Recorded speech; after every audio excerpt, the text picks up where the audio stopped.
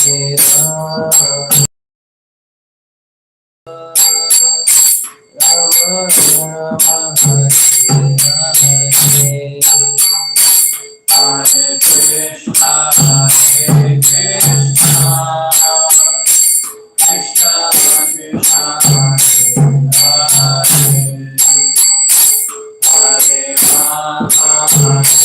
Rama,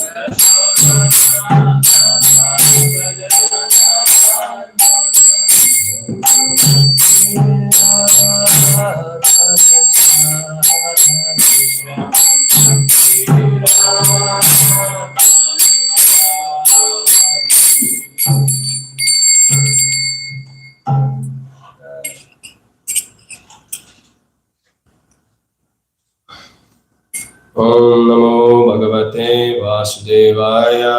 Om Namo Bhagavate Vasudevaya. Om Namo Bhagavate Vasudevaya. Om Namo Bhagavate Vasudevaya. Om Namo Bhagavate Vasudevaya. Om Namo Bhagavate Vasudevaya.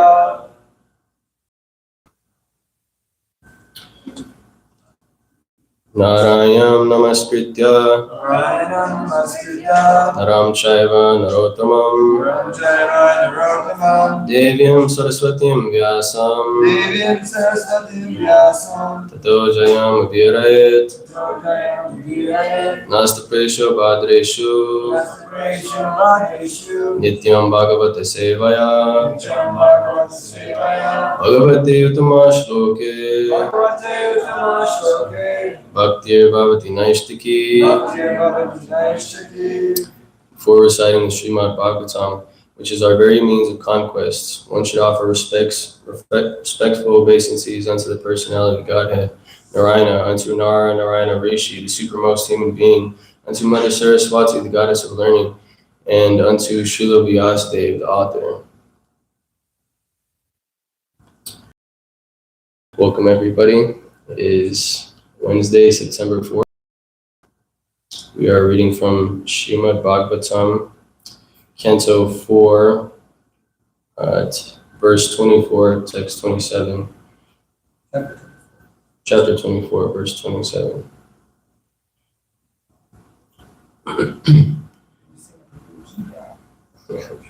Shri Rudra Vacha Yuyam Vedishada Putra Yuyameshara Putra Viritam Vashukershitam Anugraya Bhadrambha Manudaya Evam Me Darshanam Kritam Yuyam Vedishada Putra Yuyameshara Putra Viritam Vashukershitam Vidyamastikirshikam Anugraya Bhadrambha Anugrahaya Evam Me Darshanam Kritam Devame Darshanam Kritam Yuyam Vedishada Putra Yuyameshara Putra Viritam Vashukershitam Vidyamastikirshikam Anugraya Bhadrambha Evam me darshanam kritam. Please chant. Shri Rudra Vacha Yuyambe Sharaputra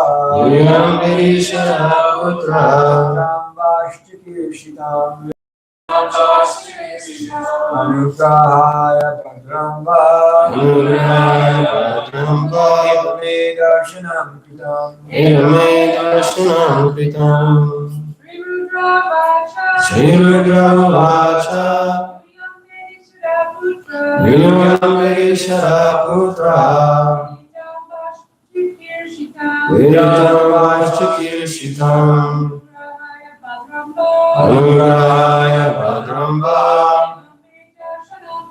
Evame darshanam kritam. Yame Shalaputra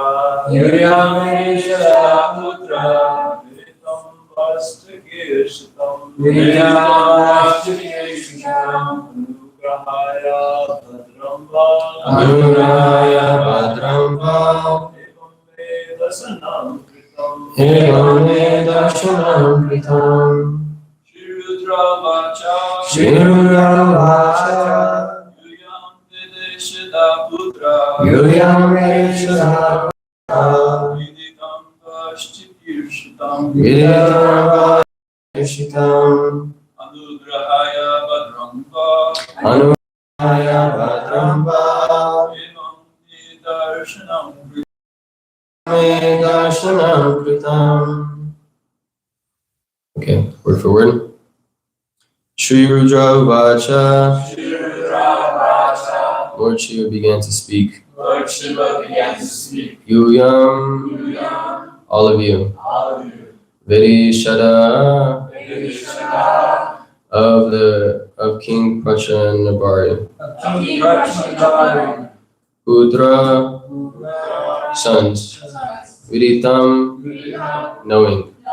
Va, your. Shikir Shitam, desires. Anugrahaya, for the matter of showing you mercy. Bhadram, all good fortune unto you. Va, all of you. Evam, thus. Me, my. Darshanam, audience. Kritam, you have done. Translation for report by Srila Prabhupada. Srila Prabhupada Ki Jai.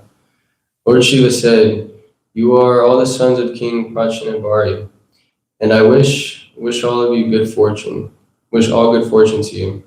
I also know what you are going to do, and therefore I am visible to you, just to show you my mercy upon you." Please repeat. Lord Shiva said, "You are all the sons of King Prachanabhari, and I wish all good fortune to you. I also know what you are going to do,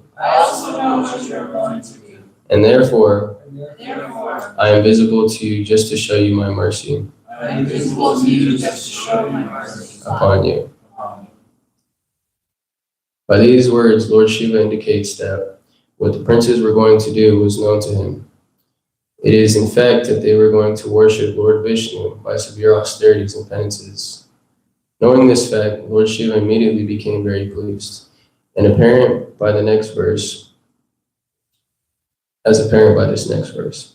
This indicates that a person who is not yet a devotee of the Supreme Personality of Godhead, but who desires to serve the Supreme Lord, receives the benedictions of all the demigods, headed by the chief demigod, Lord Shiva. Thus, a devotee of the Lord does not need to try to please the demigods separately. Simply by worshiping the Supreme Lord, a devotee can please all of them, nor does he have to ask the demigods for material benedictions, for the demigods, being pleased with the devotee, automatically offer him everything that he needs. The demigods are servants of the Lord, and they are always prepared to help a devotee in all circumstances. Therefore, Srila Bilva Mangala Thakur said that if one has unalloyed devotion for the Supreme Lord, the goddess of liberation is ready to serve him, to say nothing of the gods of material opulences. Indeed, all of the demigods are simply waiting for an opportunity to serve the devotee. Thus, there is no need for a devotee of Krishna to endeavor for material opulence or liberation. By being situated in the transcendental position of devotional service, he receives all the benefits of Dharma, Artha, Kama, and Moksha.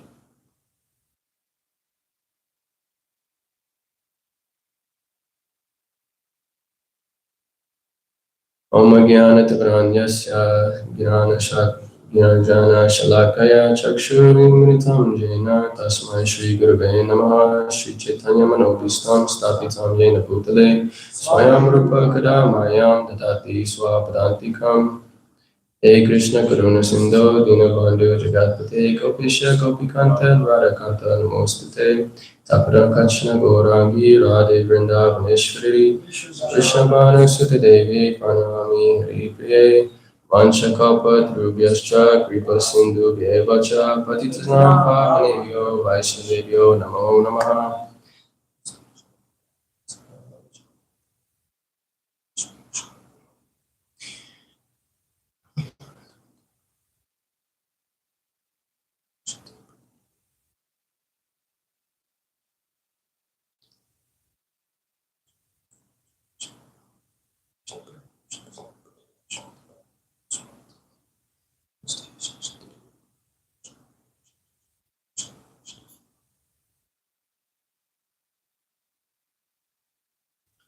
Okay, so this verse is touching on some really good points here.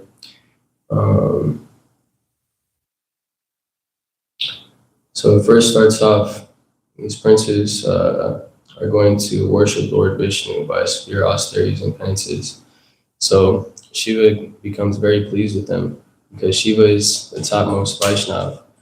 So when one wants to serve the Supreme Lord, one wants to take to devotional service, he gets the benedictions of all the demigods, and the chief of these demigods is Shiva. So he becomes very pleased. I can speak on this firsthand. I used to be a devotee of Lord Shiva, and I wanted to have the highest level of spirituality. That's what I would pray for and ask for. And that led me to here, devotional service.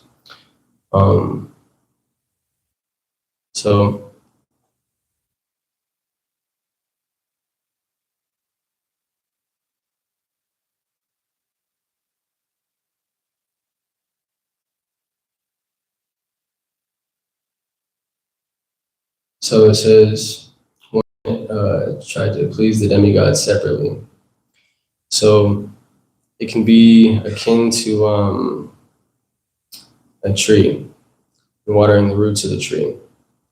Krishna is the roots, and the demigods are all his leaves. So to nourish the tree, you don't water the leaves. You want to water the roots. Okay? All the leaves are also benefited by the watering of the roots. Similarly, if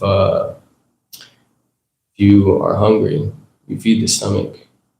You don't try to feed your hands, or you don't try to feed your feet. You know, by feeding your stomach, the rest of the body will be pleased.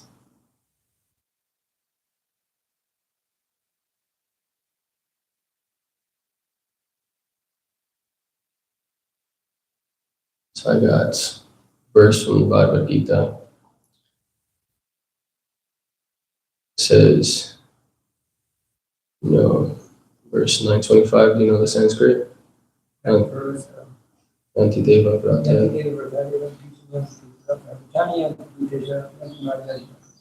Okay, what this is saying, verse 925 of Bhagavad Gita is saying, those who worship the demigods will take birth among the demigods. Those who worship the ancestors go to the ancestors. Those who worship ghosts and spirits will take birth among such beings. And those who worship me will live with me. So all these other planets that one may go to by worshiping demigods, ghosts, spirits, They're all temporary. We want to go to the highest abode, reality. So we want Krishna's supreme abode. So by worshiping demigods, things, you can't get to the supreme abode. You may go to the heavenly planets and you may live for hundreds of thousands of years and enjoy so much material opulence. Where's that going to get you? You're just going to have to come back and take another birth. So it's quite stupid to do such a thing. And then it also says all the demigods are also pleased when you worship the Supreme Lord. So there's nothing more you could do to actually please them in worshiping the Supreme Lord. You know, they actually want you to worship the Supreme Lord because they're all devotees.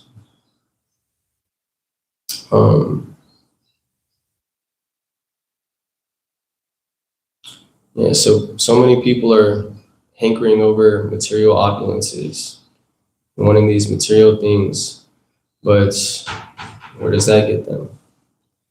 When they die, all these things are lost. They take their next body, and who knows what they take, struggling for all these material things, struggling over these lusty things. Who knows where their next destination is? So unless one takes to devotional service, worshiping the Lord, their destination is unknown. And nobody's guaranteed that their next birth will be a human birth. You know, so you may take birth as a animal, cockroach, you know, pigeon. So we want to ensure our position that we take birth, if not this life, or if not the next life, birth in the heavenly planet, not heavenly planets, the spiritual abode, or in a family that's going to allow us to go ahead and take devotional service again and reach that. When a devotee of the Lord, when he practices devotional service, if not in this life, he reaches the abode, the supreme abode. You know, the next life, he'll be put in a family of wealthy people or a family of brahmanas, so that again he can continue his spiritual journey and attain this supreme abode.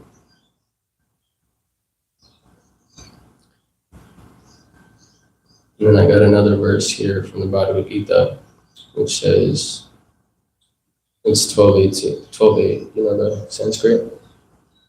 Mayava mana adashva maya buddhim niveshayasi mayameva ati udavam na samyaha. This is saying, just fix your mind upon me, the Supreme Personality of Godhead. Engage all your intelligence in me. Thus you will live with me always, without a doubt. So this is very important, to fix your mind on the Supreme Personality of Godhead. And in this way, you attain all. Because what is the goal of life? The goal of life is to serve God.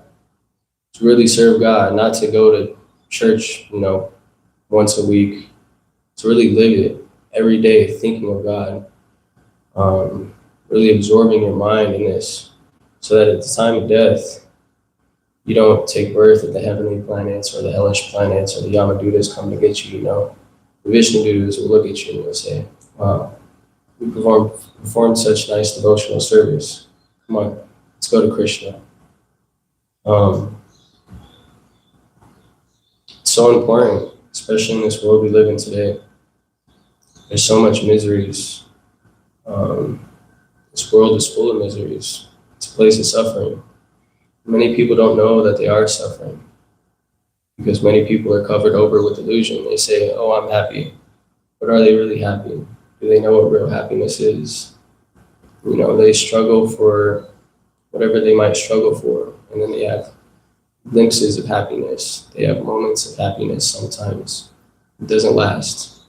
It's not real happiness. Real happiness is something that keeps getting sweeter and sweeter over time.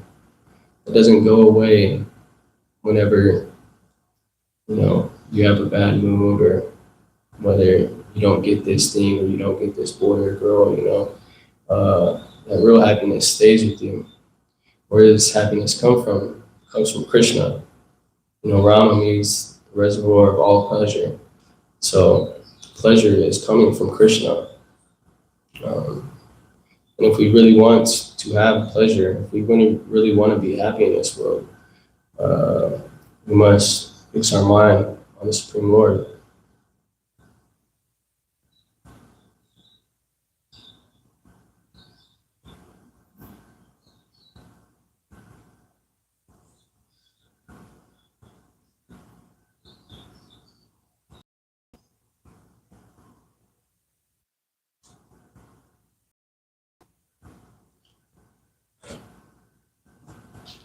And at the end of this purport, it says, by being situated in the transcendental position of devotional service, he receives all the benefits of Dharma, Artha, Kama, and Moksha. So what they're saying is that your material desires will also be fulfilled. Not only that, but you'll receive moksha, real moksha. So many people think about moksha as impersonal liberation, going to the Brahmajyoti, or going to the void, merging with God, and becoming one with all. I'm God, you're God, we're all God. But that's completely wrong. You'll go to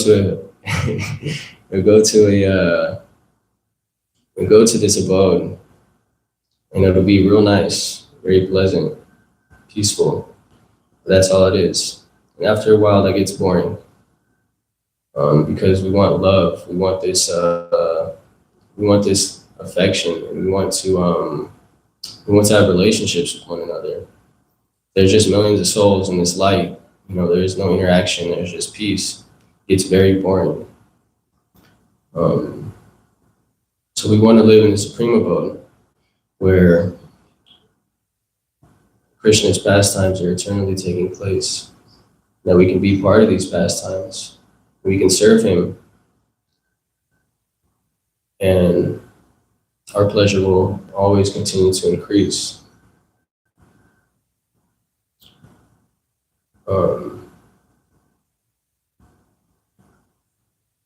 So what to say of these impersonalists and these Maya bodies?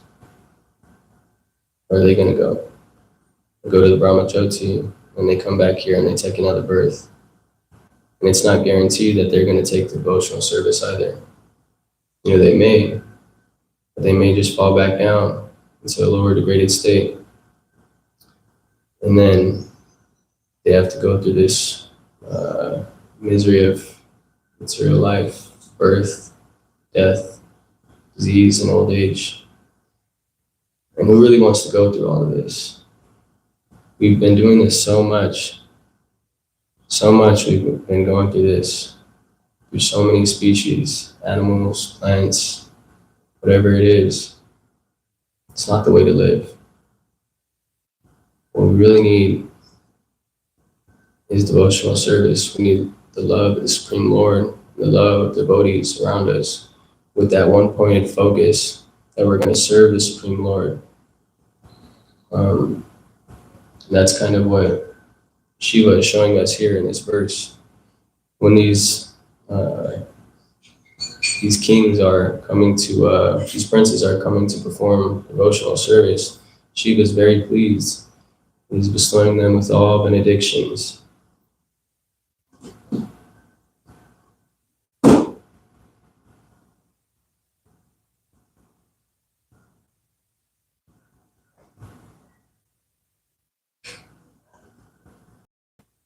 I don't got much more to talk about, but yeah, let's open it up for discussion. We can be interactive. Go ahead. So in this life, while we're still covered over like this materiality, if we're identifying as the soul and acting as the soul, would we be considered a dimension? You would be on a spiritual dimension, but are you saying you're identifying as the soul? And still engaging in acts that aren't of the soul? Or are you actually acting as if you are the soul? I don't have any material contamination or that kind of thing. I was just wondering, like, if it's the case that, like, if you're even while we have like material coverings, if we're like acting as a soul, then like I was just curious to see if we're on the spiritual dimension. And then my other question was that, you know, Bhagavan, or like the Supreme Personality Krishna that we're supposed to like worship.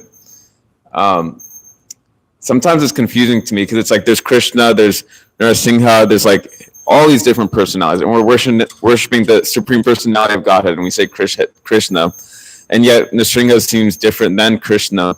So then it's why is it that there's all these different personalities, and like they have different flavors, right? Or is each personality the exact same?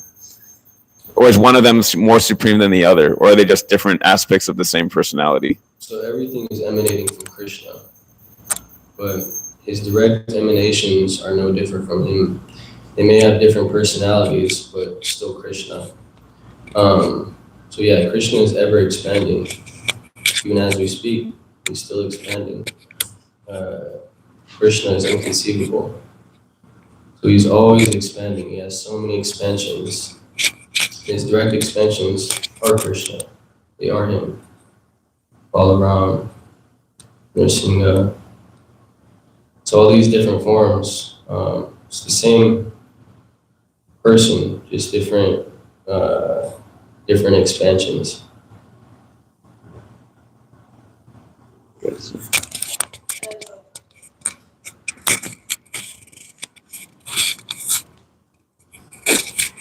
So you're mentioning that you're a devotee of Lord Shiva before. And so you're mentioning that you're a devotee of Lord Shiva before. And so Krishna talks about how in Bhagavad Gita that when one desires to worship some demigod, he makes their faith in that demigod stronger.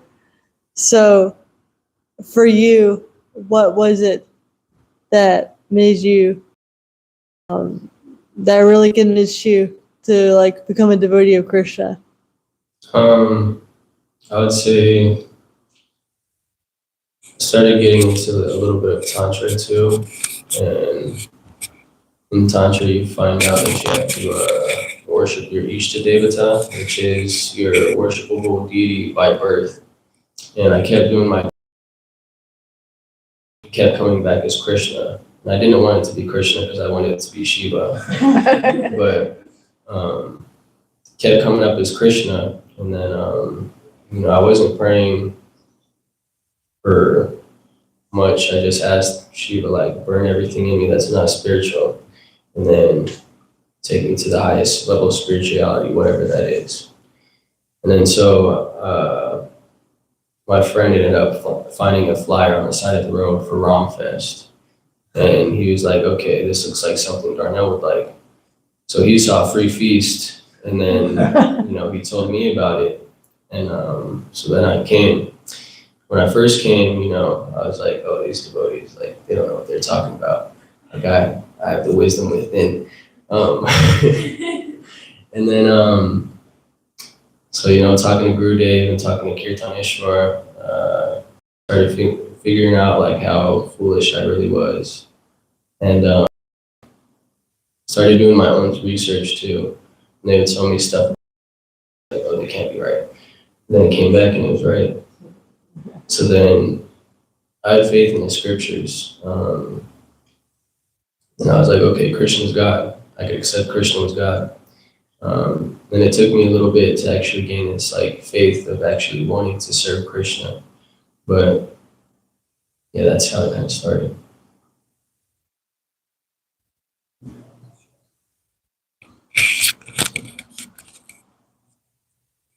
I just wanted to address Omar's question. It's a nice question. Could be kind of confusing because we say, oh, Lord Shiva is not God, Lord Brahma is not God, Lord Indra is not God, but Lord Nrsimhadev is God, Lord Rama is God, Lord Vishnu is God, and Krishna is the supreme God. It could be kind of confusing. So Krishna. So yeah, that's an important point that there's and Darnell or Divya Singha Prabhu explained it. direct expansions. They're called plenary portions. And that they are Vishnu Tattva. So they have the same potency as Krishna.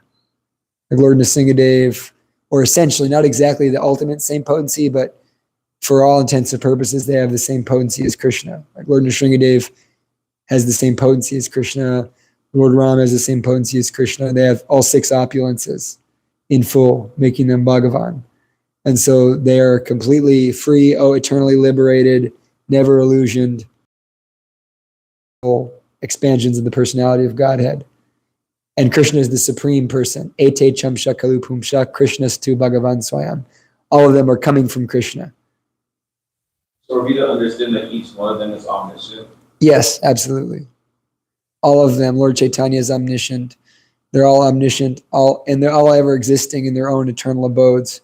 And so then there's Jiva Tattva, like Brahma, all the demigods are Jiva Tattva. They're like you and me. They have a temporary position, just like right now Joe Biden is the president of the United States, and then soon it'll be someone else. That's like Brahma, there's a position that's Brahma, there's a position that's Indra, there's a position that's Chandra, the moon god, the sun god, and those are like jivas like us, and we're also part and parcel of Krishna. We also have the same spiritual qualities on the spiritual platform. We don't have the same power. We're not acting as the controller or the dominator. Like all of the aforementioned personalities of Godhead, they act in the position of dominator. They act in the position of superior. They act in the masculine position, the Purusha position, whereas the Jiva position is Prakriti. We're always in the position of the enjoyed, the feminine position. So, although we're part of Krishna, we're not on the same level. We're not the supreme controllers. We're not the Purusha, we're the Prakriti, the enjoyable nature. And then Lord Shiva, he's in his own category, kind of between both, but he's also not on the same level as Krishna or Vishnu. So, yeah. Second chapter, Srimad Bhagavatam. Or no, first chapter, Srimad Bhagavatam. It's all there. Thank you. Any more questions? Cool surprise today. One thing I was going to say about what Krishna sometimes pretends to be like a human, even though he's not. He's never covered over, as you probably know, when he comes here. But, he comes here to sport and to have fun. So to do that like a human, otherwise he'd be overpowered like a boring video game, So even though he's Krishna with all his powers, but just for the story's sake, he'll be like that.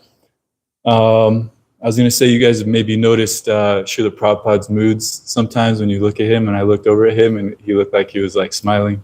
He was really happy that you're speaking. I was going to say, I would plan to have this verse and purpose you speaking, because it just blows me away, the synchronicities. I really love them. I was just thinking that because that's so good. Yeah, I know you don't need synchronicities when you get to a certain level, like you're trying to talk to me about, which I get because, the intelligence in the scriptures, you don't need it. The depth and intelligence in the scriptures, and you have the experiences with the devotees and the singing and all that. It's like synchronicity beyond that. But I always feel like it's a nice, like warm hug from Krishna. Like just from him being there to like embracing you, like I'm here and I'm giving you a hug, and I just think it's so funny that you're saying you're a living embodiment of this verse and purport, and probably for most of us, coming from, whether you call it hippie or whatever background, just being attracted to Lord Shiva and then him bringing you to Krishna, or the way Krishna does that with all his, advanced servants, Shakti Vesh avatars like Jesus, like my grandma, she'd tell you she's a Presbyterian, but where has Krishna brought her to him, through Jesus, so it's really cool to see. What? Yeah, she'd tell you she's a Presbyterian, but she's really a Hare Krishna. Yes, yeah. Thank you. Yeah, I was thinking the same thing when I read the verse. I was like, wow, how grateful am I to have this verse because it also pertains to me. Yeah, thank you, brother. I have an actual question. So the verse talks about, Lord Shiva was very pleased by austerity for the service, for the sake of spiritual life. Mm. And it's something to say about that Lord Shiva is very austere. And many times his followers are very austere also. Yeah. And when I met you, you were pretty austere. You only ate once a day. And you didn't eat very much. And you didn't enjoy paneer or anything like that. So you're a very austere person. You're already, Dr. Darnell, when I met him, was already following all 4 regulative principles. So can you just speak a little bit about austerities and why they are, well, what is it that we get from them when we perform spiritual activities? Why do we do that? The reason why we do that is to become more controlled. When you perform austerities, it helps you to gain grasp of this monkey mind. So if your mind is telling you to do this, do that, when you're performing austerities, you're taking control of the mind. You're saying, no, I have control over you. You don't have control over me. Because so many people's minds have control over them. Their mind tells them to do this, and they're going to go do it. So austerities help you to kind of beat the mind so that you're able to be in control, so that you gain reins of this mind. And then it also helps you build up your spiritual power. So if you perform certain austerities, you can get certain things from them.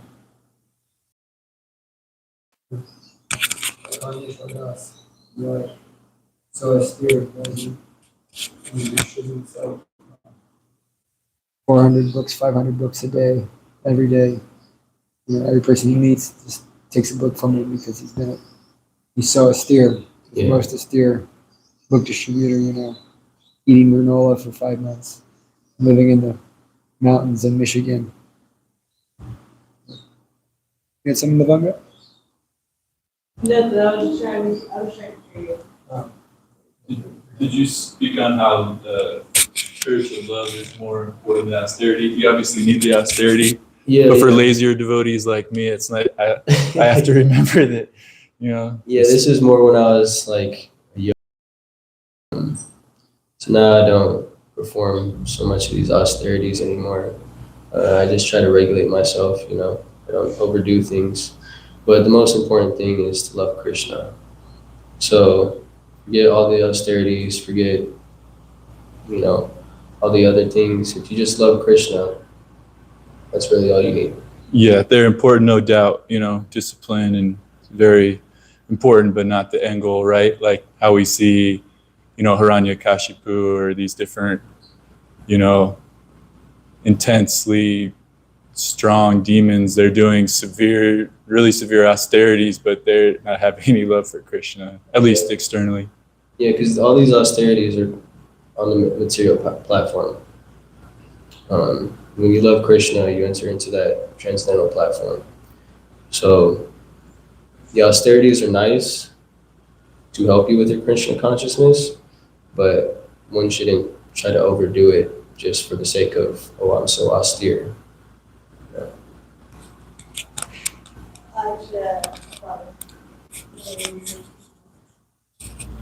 I love just getting a workout today. Going around listening for like you're mentioning the austerities, and it's mentioned in the Shastras that these yogis they'll do these different austerities to get a glimpse of the Paramatma. But I was reading a pastime last night that Radha and Krishna, they were playing dice, and Krishna lost his Kastuba jewel to Radha because they lost it again. And then the Sakis that were around Radha were saying, we don't want that jewel because it's touched other girls. It's not fit to go on our rana. So it's gonna have to be purified in so many lengths and so before you heard it even touch it. But it's interesting, it's amazing to hear, you have these yogis that are doing all these austerities to get a glimpse of the Supreme Personality of Godhead, but the topmost devotees, like you see that they're not doing all these extreme austerities. Their qualification is that they just love Krishna above all else. Yeah. Thank you.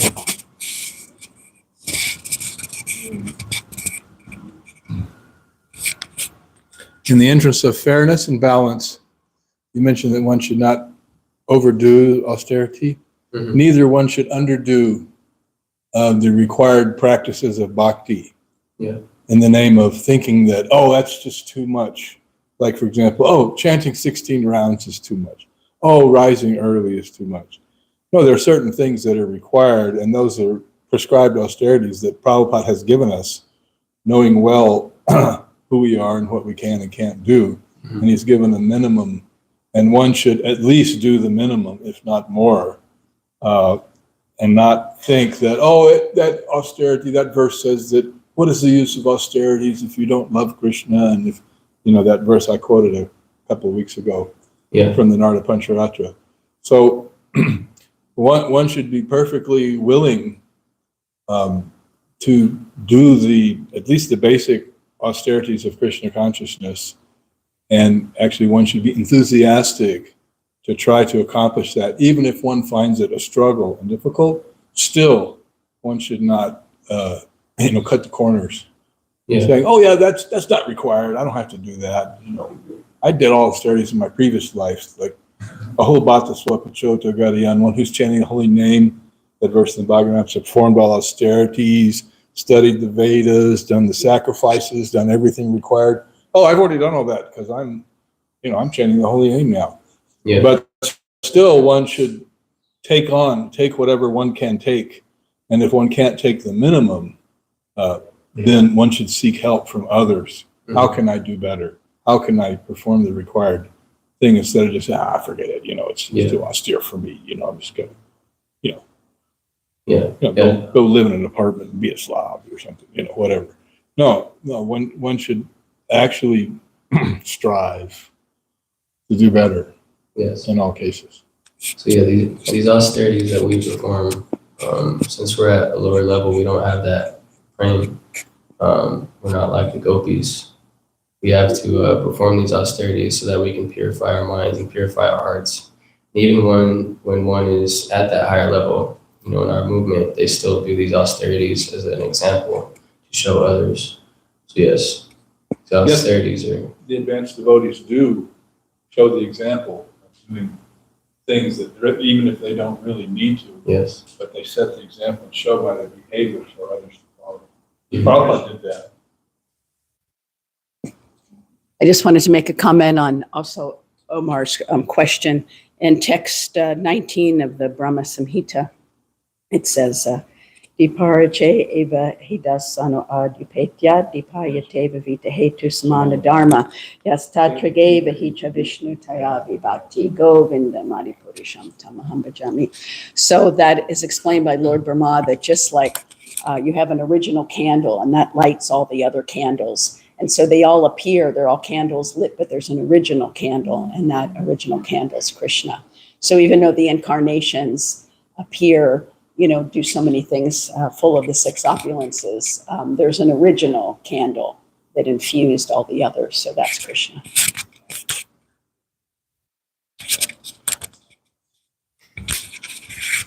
We're talking about austerity still, but not in contradiction to Diro's point, because that's true, and that was a nice way you answered. That even someone who's a Raganuga Bhakta generally performs all necessary rules and regulations to set an example for others. Internally they're relishing the mellows of Vrindavan.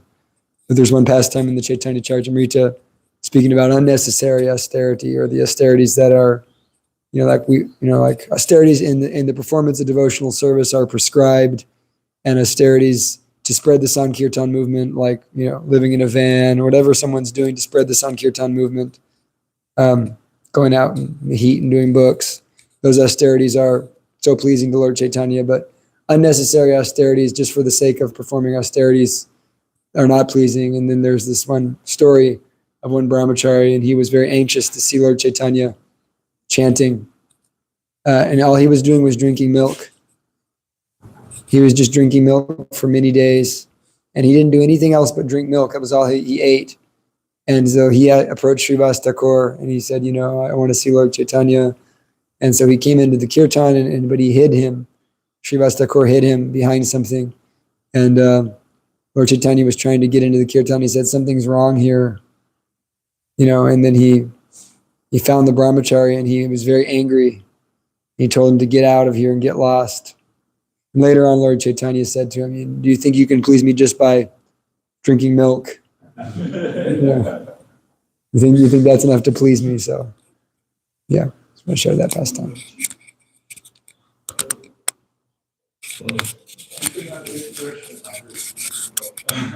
There's no more questions. We'll end here. Thank you all for tolerating me. Please forgive me for any offenses that I may have committed. Bhaktaraj Srimad Bhagavatam Ki Jai. You really spoke nicely. You had named it very, very well. But very nice.